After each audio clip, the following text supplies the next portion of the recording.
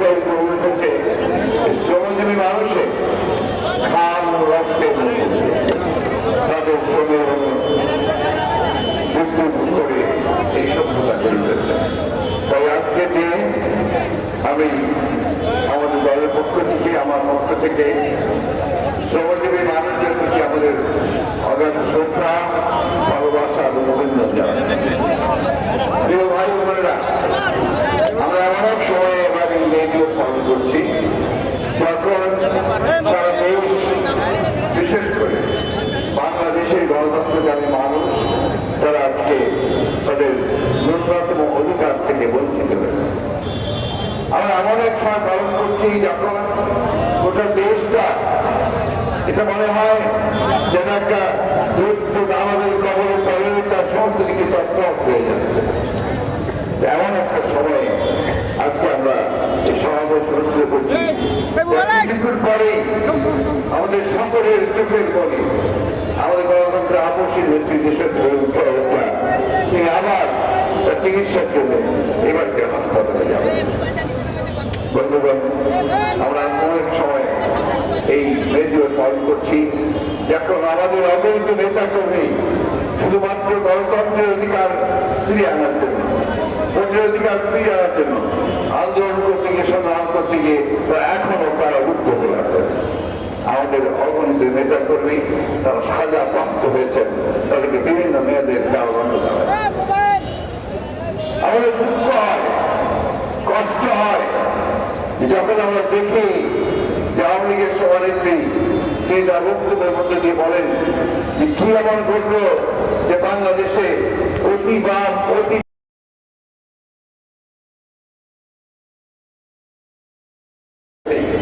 যে আপনারা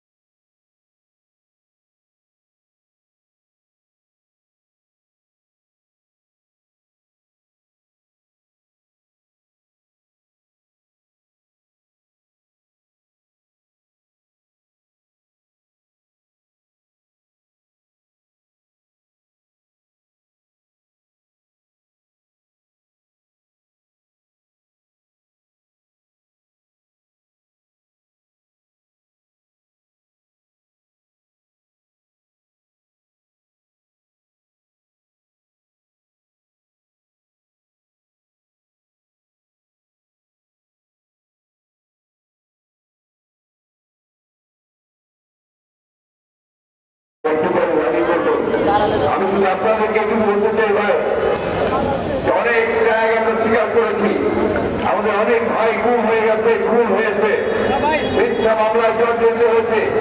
আমাদের নেত্রী দেশকে বেগম খালেদা তিনি এখনো কারাগারে রয়েছেন, বন্দী অবস্থায় মিথ্যা মামলায় সাজাকে। আমাদের ভারপ্রাপ্ত জনগণ তাকে আজকে মিথ্যা মামলায় সাজা দিয়ে তাকে বিদেশে নির্বাসিত করে রাখা হয়েছে। বন্ধুগণ, এই একটা অবস্থা যেন ৬০ মানুষের বিরুদ্ধে মামলা, হাজার হাজার মানুষকে কারাগারে পাঠানো হচ্ছে, সাজা দেওয়া হচ্ছে। যখন এই দেশের বিচার ব্যবস্থা, এই দেশের প্রশাসন, এই দেশের গণমাধ্যম সব কিছুকে কুক্ষিগত করে একটা একবারে শাসন ব্যবস্থা প্রতিষ্ঠা করবার জোর পায় তারা চলছে। বন্ধুগণ, এদের কৌশলটা একটু কিন্তু তারা আগেকার মতো পার্লামেন্টে বিল পাস করে বাকশাল করতে চায় না। তারা গণতন্ত্রে একটা নিবাস রেখে দিয়ে, ছদ্মবেশ রেখে দিয়ে, তার গণতন্ত্রের সমস্ত প্রতিষ্ঠানগুলোকে ধ্বংস করে দিয়ে জনগণকে দমন করে তারা একদলীয় শাসন ব্যবস্থাই প্রতিষ্ঠা করে দেবে। বন্ধুগণ, আমি জানি যে আপনারা অনেকেই ক্লান্ত, আজকে সারাদিন এখানে এসেছেন। এটাই আবার প্রমাণ করে যে বিএনপি শুধু নয়, এই দেশের সকল গণতান্ত্রিকামী মানুষ, সকল সংগঠনের মানুষ আজকে এখনো জেগে উঠছে। জেগে উঠছে, তারা আবারও জেগে উঠবে। বর্তমান আমি অনেকবার বলেছি যে বিএনপি হচ্ছে সেই ফিনিক্স পাখির মতো, যে সমস্ত ধ্বংসাবশেষ থেকে আবার জেগে উঠে এবং জেগে উঠে সেটা টাকা ছড়িয়ে আবার সেই আন্দোলন, বিপ্লব ও স্বাধীনতার কথা, গণতন্ত্রের কথা নিয়ে দাঁড়ায় বলতে পারে। একটা কথা আমাদের সবসময় মনে রাখতে হবে যে আমরা কখনোই অতীতে পরাজিত হই, আমরা পরাজিত হব না। আমরা আমাদের যে লক্ষ্য, বাংলাদেশে আমরা গণতন্ত্র প্রতিষ্ঠা করবো, ভোটের অধিকার ফিরিয়ে আনবো। অনেকে বলে যে বিএনপির সংগ্রাম, এটা বিএনপির সংগ্রাম নয়, এটা এই দেশের মানুষের অস্তিত্বের সংগ্রাম। তার যে অধিকার, সে অধিকারকে ফিরিয়ে আনার সংগ্রাম। সেই অধিকার ফিরিয়ে আনার জন্য বন্ধুগণ আমরা অনেক ত্যাগ স্বীকার করেছি, আমাদেরকে আরো ত্যাগ স্বীকার করতে। তাই আজকে এই মে দিবসে আমরা আহ্বান জানাতে চাই বাংলাদেশের সকল মানুষের কাছে, সকল রাজনৈতিক দল, প্রতিষ্ঠান, সমস্ত সংগঠনগুলোর কাছে, আজকে আপনারা বিশেষ করে শ্রমিক শ্রেণীর মানুষের সবচেয়ে বেশি নির্যাতিত আপনারা, যত মূল্য আপনাদের সকলেরই নিয়ন্ত্রণের বাইরে চলে গেছে।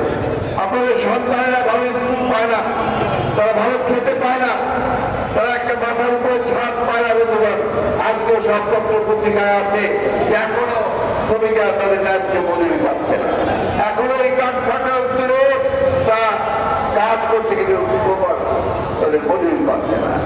তাই বন্ধুগণ, আজকে আসুন, আজকে দেখুন আবার তারা জ্বালানির মূল্য বৃদ্ধি করেছে। এই মূল্য বৃদ্ধি করে কার লাভায়? লাভায় তাদের, যা এখান থেকে মুনাফা দিতে। আজকে সমগ্র বাংলাদেশে তারা একটা লুটপাটের রাজত্ব প্রতিষ্ঠা করেছে।